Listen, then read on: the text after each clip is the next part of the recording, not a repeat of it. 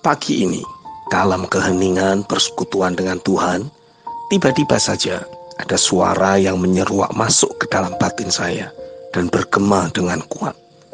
Perbuatan ajaib apa yang engkau ingin untuk aku lakukan terhadap dirimu? Saat saya mendengar suara Tuhan tersebut, saya menangis dengan sangat di hadapan hadiratnya. Entah mengapa, saya merasa hal itu menguji batin saya sekali lagi. Dan tiba-tiba ada doa atau kata-kata yang saya tahu persis bukan berasal dari saya, melainkan dari Roh Kudus, berkata, "Tuhan, Engkau tidak perlu membuktikan apapun terhadap saya. Saya hanya ingin mengenal dirimu dan menyatu dengan pribadimu, sebab saya mencintai Engkau lebih dari apapun juga."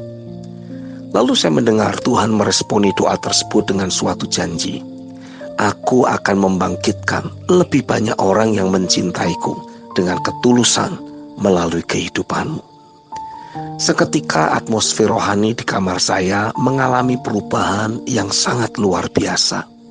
Saya merasa ada banyak kehadiran berbagai dimensi ilahi dan makhluk-makhluk sorgawi.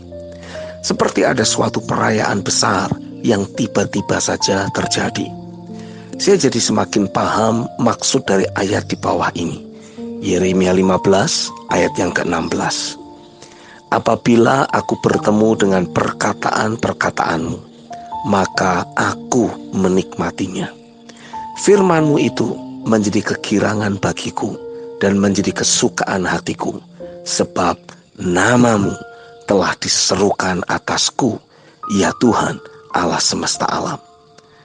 Kata namamu ditulis dengan bahasa Ibrani Shem, yang punya arti reputation, fame, and glory. Reputasi, keterkenalan, dan kemuliaan. Tapi juga bisa diterjemahkan sebagai memorial dan monument, atau peringatan dan monumen. Jadi dapat diartikan juga sebagai reputasi seseorang yang dibangun oleh Tuhan karena orang tersebut meresponi firman atau panggilannya untuk menyatakan kemuliaannya. Sehingga hidup orang tersebut akan menjadi tanda atau pengingat bahwa Tuhan itu nyata dan dia masih terus bekerja. Dan orang yang berinteraksi dengan orang tersebut akan dibawa memasuki portal dimensi yang membawa orang yang bersangkutan melihat dan mengalami pengenalan akan Tuhan yang sama.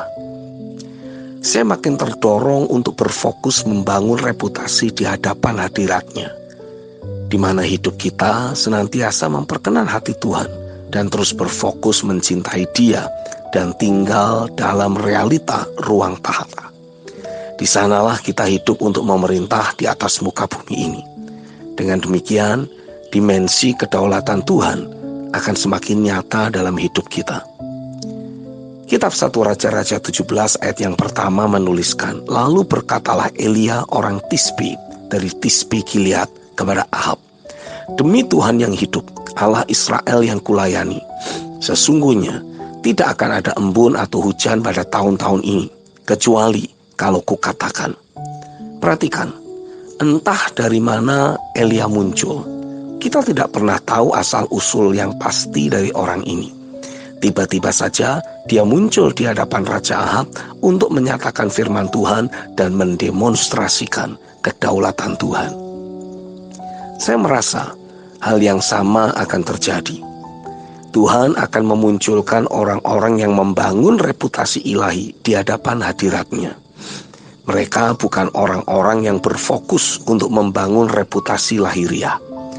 Mereka tidak terkenal, bahkan tidak ternama di hadapan manusia, tapi sangat dikenal oleh Tuhan karena senantiasa melayani Tuhan dan hidup di hadapan hadiratnya.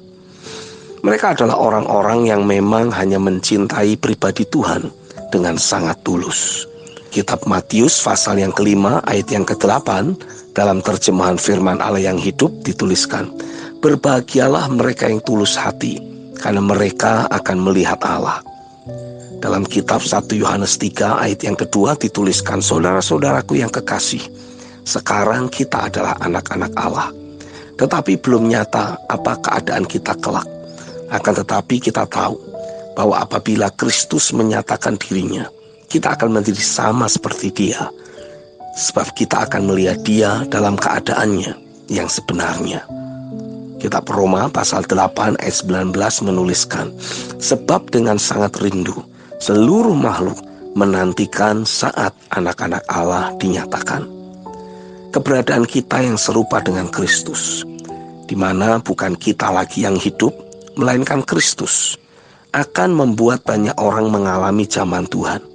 Dan mereka pun akan terkoneksi dengan pengenalan akan Tuhan yang sama, sehingga mereka diselamatkan dari hari yang jahat, masa yang sukar, dan panah dari iblis.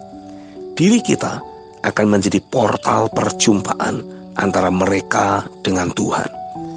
Kitab Kisah Rasul pasal 2 ayat 21 menuliskan, dan barang siapa yang berseru kepada nama Tuhan akan diselamatkan.